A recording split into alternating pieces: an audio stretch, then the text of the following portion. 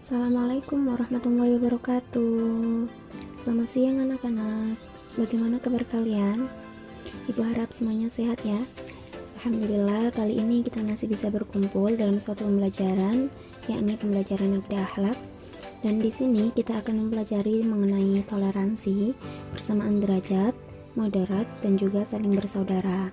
Tapi kali ini ibu hanya akan menjelaskan mengenai toleransi dan persamaan derajat saja. Oke, langsung saja ya. Yang pertama adalah toleransi atau biasa disebut dengan tasamuh. Apa sih toleransi itu? Toleransi secara etimologis itu berasal dari bahasa Latin yang berarti bertahan atau memikul. Kemudian kata sifat dari toleransi adalah toleran. Nah, toleran itu mempunyai beberapa arti. Yang pertama yakni bersifat menenggang atau menghargai, membiarkan, membolehkan. Dan yang kedua yaitu pendirian atau pendapat, pandangan, kepercayaan, kebiasaan, dan kelakuan yang berbeda atau bertentangan dengan pendiriannya sendiri. Kemudian dalam bahasa Arab, toleransi itu biasa disebut dengan tasamuh yang berarti membiarkan sesuatu untuk dapat saling mengizinkan dan saling memudahkan. Pengertian toleransi juga dapat diartikan sebagai kelapangan dada, suka rukun dengan siapapun, membiarkan orang berpendapat atau berpendirian lain, tidak mengganggu kebebasan berpikir dan berkeyakinan dengan orang lain.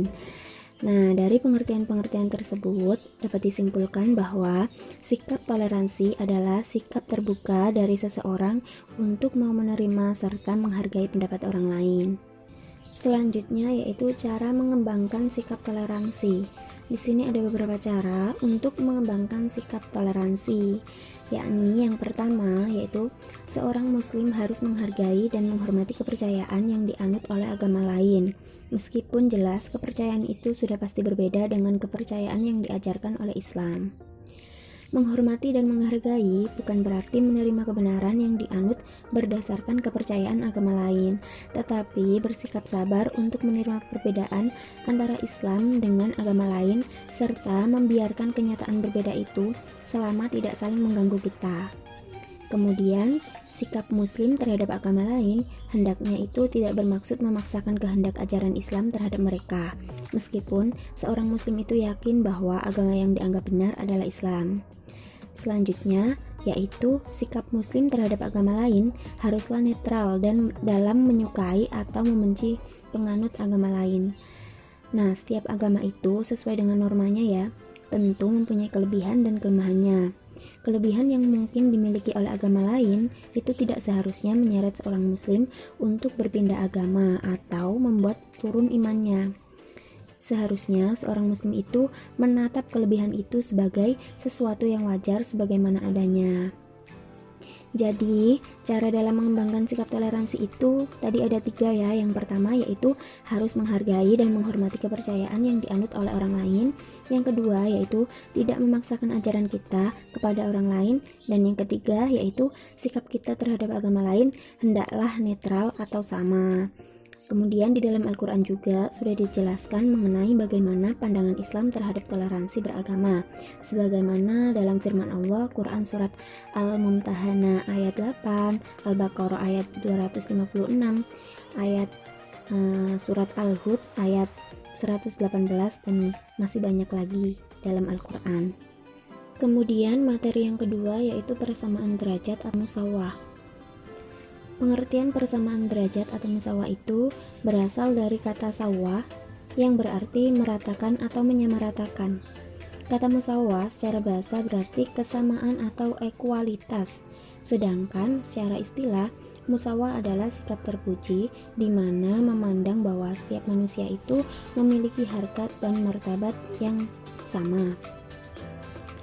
Kemudian Rasulullah pernah bersabda dari Abi al-Yaman Al-Azhari menceritakan dari Al-Utaibi, sesungguhnya yang dikehendaki Nabi dalam hal ini adalah bahwa manusia adalah sama atau setara dalam nasabnya.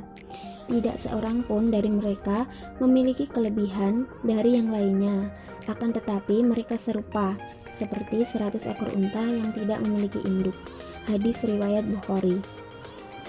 Sikap musawah ini seringkali dipakai dalam bidang hukum guna menyamaratakan hukuman seseorang dengan orang lain. Akan tetapi, musawah sendiri dapat digunakan pada berbagai macam perilaku. Semisal, pendapat dari rakyat jelata perlu didengarkan selama pendapatnya itu logis dan berbobot.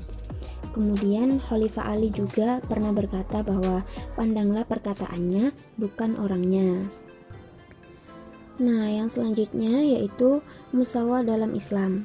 Menurut Muhammad Ali Al-Hashimi dalam Manhaj Al-Islam fi Al-Adalah wa Al-Musawah, ada beberapa hal yang berkaitan dengan prinsip musawah dalam ajaran Islam, yaitu yang pertama, persamaan adalah buah dari keadilan Islam. Yang kedua yaitu setiap manusia sama derajatnya, tidak ada pengistimewaan tertentu pada setiap orang terhadap orang lain. Maksudnya adalah tanggung jawabnya itu sama.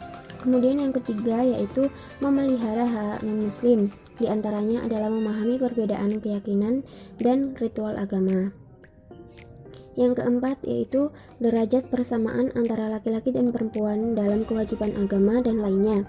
Maksudnya adalah dalam hak dan kewajiban, Islam itu menjadikan keduanya sama, yaitu dalam kewajiban agama, hak pribadi, martabat manusia, dan hak-hak sipil serta kekayaannya. Kemudian yang kelima yaitu persamaan manusia di depan hukum. Maksudnya adalah dalam hukum, siapapun itu akan menerima hukuman sesuai dengan perilakunya. Kemudian yang terakhir yaitu persamaan didasarkan pada kesatuan asal bagi manusia. Maksudnya adalah setiap manusia berkedudukan sama di sisi Allah. Nah, itulah beberapa hal yang berkaitan dengan prinsip musawah dalam ajaran Islam. Kemudian membiasakan berperilaku musawah dalam kehidupan sehari-hari. Nah, setelah mengetahui sikap dan beberapa prinsip musawah dalam Islam, kita dituntut untuk bersikap musawah. Sebagai contoh, sikap musawah dalam Islam yaitu yang pertama adalah Islam itu datang dengan meningkatkan derajat wanita. Pada masa lampau, wanita itu dianggap sebagai harta yang yang dapat diperjualbelikan. Kemudian setelah datangnya Islam, wanita itu dikembalikan pada fitrahnya. Yang kedua yaitu ketika Khalifah Umar radhiyallahu anhu mengirim surat kepada hakimnya yaitu Abu Musa al-Asy'ari yang berisi arahan mengenai hukum persamaan hak antara manusia di hadapan pengadilan. Beliau berkata, samakan antara manusia di hadapanmu, di majelismu, di hukummu, sehingga orang lemah tidak putus asa dari keadilanmu dan orang mulia tidak berharap kecuranganmu. Baik anak-anak, sampai di sini dulu ya penjelasan yang dapat Ibu sampaikan. Apabila ada yang belum dipahami, nanti bisa ditanyakan.